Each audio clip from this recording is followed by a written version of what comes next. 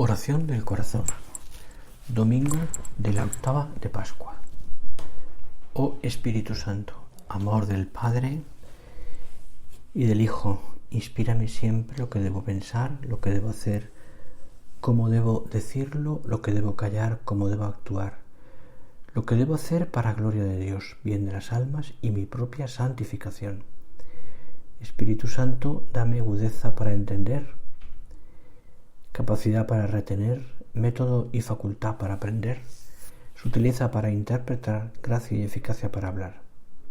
Dame acierto al empezar, dirección al progresar y perfección al acabar. Amén. Hoy celebramos a San Benito José Labre. Hoy es también el Domingo de la Divina Misericordia y te recuerdo unas palabras del Papa San Juan Pablo II. Yo le doy gracias a la Divina Providencia porque he podido contribuir personalmente al cumplimiento de la voluntad de Dios a través de la institución de la fiesta de la Divina Misericordia.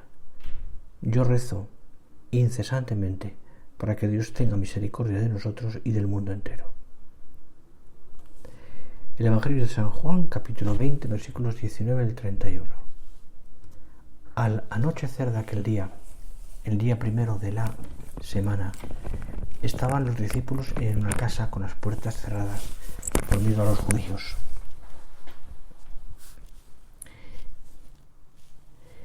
Y en esto entró Jesús, se puso en medio y les dijo: paz a vosotros. Y diciendo esto, les enseñó las manos y el costado. Y los discípulos se llenaron de alegría al ver al Señor. Jesús repitió: paz a vosotros. Como el Padre me ha enviado, así también os envío yo. Y dicho esto, exhaló su aliento sobre ellos y les dijo: recibid el Espíritu Santo. A quienes les perdonéis los pecados les quedan perdonados. A quienes se los retengáis les quedan retenidos. Tomás, uno de los 12, llamado el mellizo, no estaba con ellos cuando vino Jesús. Y los otros discípulos le decían: hemos visto al Señor.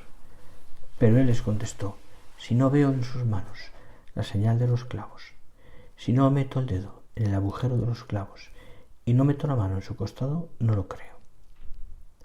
A los 8 días estaban otra vez dentro los discípulos y Tomás con ellos. Llegó Jesús, estando cerradas las puertas, se puso en medio y dijo: paz a vosotros.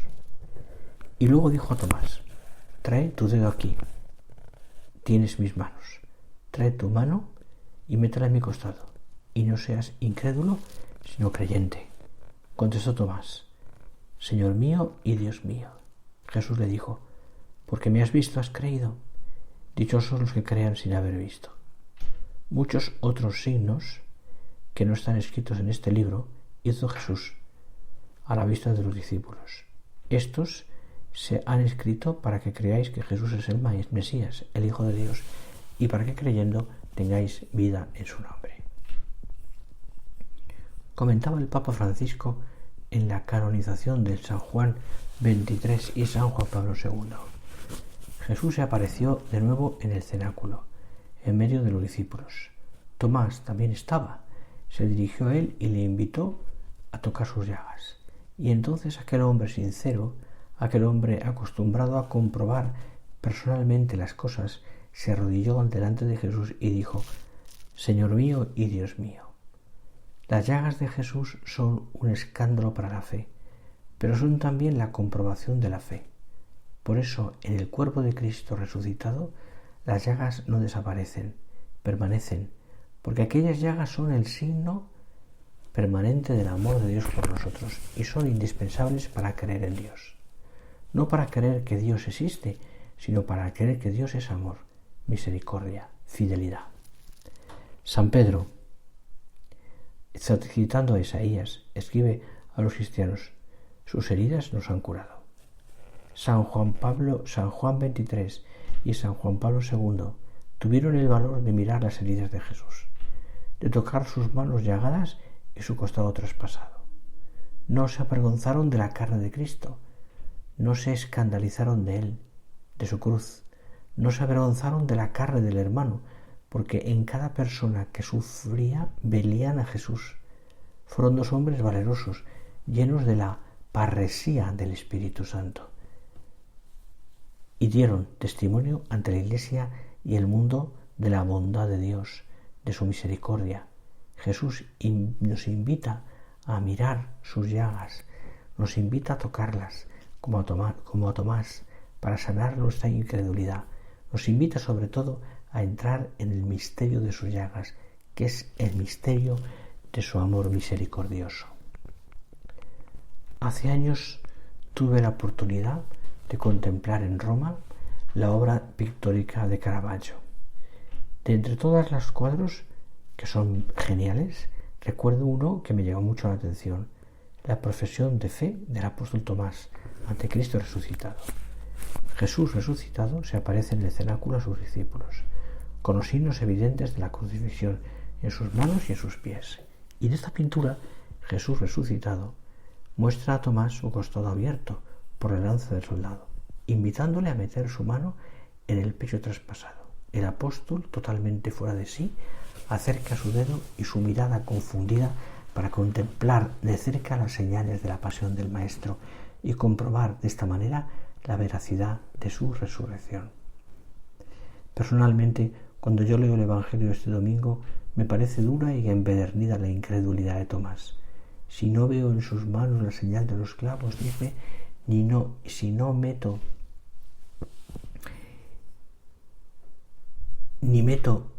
el dedo en el agujero de los clavos y no meto la mano en su costado, dice, no creeré. Demasiadas condiciones y exigencias para dar el paso de la fe. Sin embargo, el Señor, con su infinita bondad y comprensión, como siempre, condesciende con su apóstol incrédulo. Él no estaba obligado a complacer las exigencias y el capricho del apóstol, pero lo hace para darle más elementos para creer. Le presenta las manos, los pies, el costado y permite incluso que meta su dedo en la herida de su costado. A ver si así termina de convencerse. Ante la evidencia de los signos y la gran misericordia de su Maestro, Tomás quedó rendido y conquistado, y concluye con una hermosísima profesión de fe proclamando la divinidad de Jesús, Señor mío y Dios mío. Esta fe, aunque grandiosa en su profesión, está muy lejos de ser perfecta, al haber sido precedida de tantas evidencias. Pero el Señor acepta igualmente su acto de fe y aprovecha para felicitar y bendecir a todos aquellos que creerían en Él sin haberlo visto. Nosotros, como Tomás, somos duros, pragmáticos, rebeldes. Tomás es un perfecto representante del hombre de nuestro tiempo, de todos los tiempos, de cada uno de nosotros. Cuántas pruebas exigimos para creer, cuántas resistencias interiores y cuánto empedernimiento antes de doblegar nuestra cabeza y nuestro corazón ante nuestro Señor. Exigimos tener todas las pruebas y evidencias en la mano para dar un paso hacia adelante. Si no, como Tomás, no creemos. Creemos a nuestros padres porque son nuestros padres y porque sabemos que ellos no nos pueden engañar. Creemos al médico en el diagnóstico de una enfermedad, aun cuando no estamos seguros de que acertará. Creemos a los científicos o a los investigadores porque saben más que nosotros y respetamos su competencia respectiva, aunque muchas veces se equivocan, y sin embargo nos sentimos con el derecho y la desfachatez de oponernos a Dios cuando no entendemos por qué Él hace las cosas de un determinado modo. ¿Verdad que no tiene sentido esto? Nosotros nos comportamos muchas veces como el bueno de Tomás. Tal vez su incredulidad y escepticismo eran fruto de la crisis tan profunda en la que había caído. En solo 3 días habían ocurrido cosas tan trágicas, tan duras y contradictorias que le habían destrozado totalmente el alma. Su maestro había sido arrestado, condenado a muerte, maltratado de una manera bestial, colgado en la cruz y asesinado. Y ahora le vienen con que ha resucitado. Demasiado bello para ser verdad. Seguramente habría pensado que con esas cosas no se juega y les pide que le dejen en paz. Había sido tan amarga su desilusión como para dar crédito a esas noticias que contaban ahora sus amigos.